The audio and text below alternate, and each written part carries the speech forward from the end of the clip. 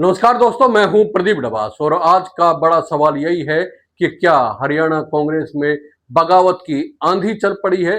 क्या यह महज संयोग है कि पिछले 13 दिन में 2 बार हुड्डा विरोधी खेमे के दिग्गज करनाल में एक ही मंच पर नजर आए। क्या वाकई भूपेंद्र सिंह हुड्डा के खिलाफ एक बड़ा संगठन बन रहा है और सबसे अहम, क्या कांग्रेस का नेतृत्व बदलने की लड़ाई अब खुले मंच पर आ गई है।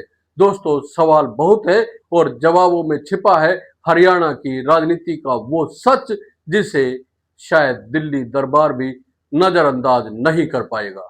सबसे पहले करनाल की बात करते हैं। सवाल यही उठता है कि आखिर करनाल ही क्यों। पिछले 13 दिन में यही शहर हुड्डा विरोधियों का नया ठिकाना बन गया। 7 सितंबर को कुमारी शैलजा का कार्यक्रम हुआ और 18 सितंबर को असंध के पूर्व विधायक शमशेर सिंह गोगी का जन्मदिन मनाया गया। लेकिन क्या यह सिर्फ जन्मदिन का जश्न था या फिर इसके बहाने कांग्रेस के भीतर एक नया पावर सेंटर खड़ा किया जा रहा है। स्टेज की तस्वीरें बहुत कुछ कहती है। मंच पर थी कुमारी शैलजा, पूर्व केंद्रीय मंत्री चौधरी बीरेंद्र सिंह, उनके बेटे और पूर्व सांसद ब्रिजेंद्र सिंह, पूर्व विधानसभा स्पीकर कुलदीप शर्मा और करनाल से लेकर यमुनानगर तक के नेता। भीड़ भले ही कम हो रही हो, लेकिन संदेश साफ था, हुड्डा विरोधी अब एकजुट है। अब बात करते हैं चौधरी बीरेंद्र सिंह की।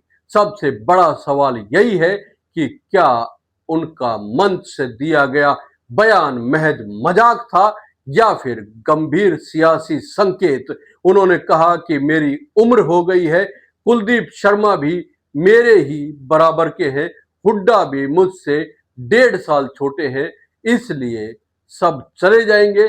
सिर्फ शैलजा के पास 15-20 साल की राजनीति बची है और वही बदलाव की लड़ाई का नेतृत्व करेंगी। अब सोचिए, ये बयान किसी साधारण मंच से नहीं आया, ये उस समय आया जब कांग्रेस हाईकमान हरियाणा में नया नेता प्रतिपक्ष चुनने में जुटा है। तो क्या चौधरी बीरेंद्र सिंह ने साफ कर दिया है कि हुड्डा का दौर खत्म होने वाला है या फिर यह हाईकमान पर दबाव बनाने की रणनीति है ताकि हुड्डा को किनारे किया जा सके। अब एक और सवाल, क्या कांग्रेस पार्टी वाकई किसी एक परिवार की जागीर बन चुकी है। चौधरी बीरेंद्र सिंह ने माइक पर कहा, अगर मैं कहूं कि मेरे साथ चलो तो मत चलना, अगर किसी के साथ चलना है तो कांग्रेस पार्टी के साथ चलना है। कांग्रेस किसी एक परिवार की पार्टी नहीं है।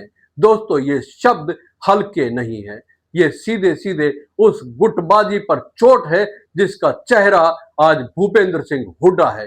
कांग्रेस कार्यकर्ताओं के दिल में यह सवाल लंबे समय से है कि क्या पार्टी वाकई हाईकमान की है या फिर हरियाणा में सिर्फ हुड्डा परिवार की। अब बात करते हैं कि कुमारी शैलजा की। सवाल उठता है कि क्या शैलजा वाकई में हुड्डा विरोधियों की नेचुरल लीडर बन सकती है। चौधरी बीरेंद्र सिंह कह रहे हैं कि शैलजा हमसे 15-20 साल छोटी है, उनके पास वक्त है, उनकी ईमानदारी और सादगी पार्टी को नया रंग दे सकती है। किरण चौधरी भले ही कांग्रेस छोड़कर भाजपा में चली गई, लेकिन जाते जाते उन्होंने भी शैलजा की तारीफ की थी। रणदीप सिंह सुरजेवाला भले आज दिल्ली की राजनीति में व्यस्त हैं, लेकिन पुराने वक्त में वे भी इसी गुट का हिस्सा माने जाते रहे। तो क्या अब SRK यानी कि शैलजा, रणदीप और किरण वाला गुट टूटकर SBK यानी कि शैलजा, बीरेंद्र और कुलदीप बन चुका है। क्या करनाल से निकल रही आवाज आने वाले वक्त में हुड्डा गुट को चुप कराने वाली है। लेकिन दोस्तों, कहानी में एक और ट्विस्ट आया। मंच पर ही कुमारी शैलजा ने सफाई दी और कहा कि नेता बदलने का सवाल ही नहीं है, हम सब कांग्रेस पार्टी के लिए काम कर रहे हैं। हमारे नेता सोनिया गांधी, राहुल गांधी, प्रियंका गांधी और मल्लिकार्जुन खड़गे हैं, इनके अलावा हमारा कोई नेता नहीं था और न ही कोई होगा। अब यहां सवाल यह है कि क्या शैलजा सिर्फ हाईकमान की लाइन दोहरा रही थी या फिर ये हुड्डा को सीधी चुनौती देने से बचने की उनकी रणनीति थी। अगर उन्होंने मंच से हुड्डा का नाम लेकर विरोध किया होता तो इसका मैसेज दिल्ली तक तेज जाता। अब बात करते हैं हुड्डा की। सवाल यही है कि क्या हरियाणा कांग्रेस में उनका वन मैन शो खत्म होने वाला है। भूपेंद्र सिंह हुड्डा 2 बार हरियाणा के मुख्यमंत्री रहे, लेकिन आज सवाल यह है कि क्या उनका दौर ढल रहा है। 2014 में जब कांग्रेस सत्ता में आई तो कहा गया कि पार्टी अब संगठन पर काम करेगी, लेकिन 2019 तक सब कुछ फिर वही हुड्डा के इर्द गिर्द घूमने लगा। 2024 में विधानसभा चुनाव में कांग्रेस को अच्छी खासी सीटें मिली, लेकिन सरकार से दूर रह गई। इसके बाद से ही संगठन में बगावत की आवाजें तेज होने लगी। तो क्या हुड्डा अब बोझ बन चुके हैं?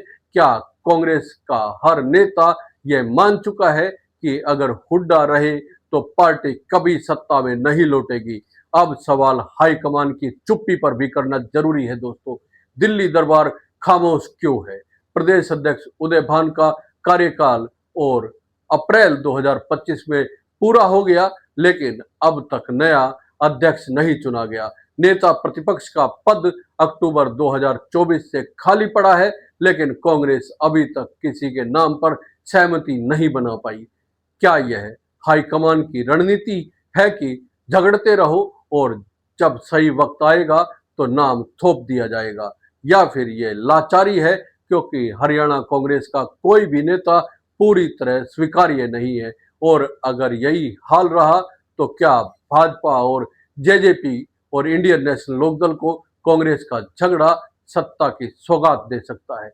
दोस्तों, हरियाणा कांग्रेस का सबसे बड़ा संकट यही है, संगठन बनाम व्यक्तिवाद।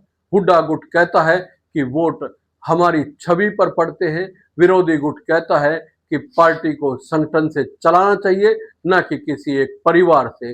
वीरेंद्र सिंह कहते हैं अगर कांग्रेस को बचाना है तो किसी के पीछे नहीं, पार्टी के पीछे खड़ा होना होगा।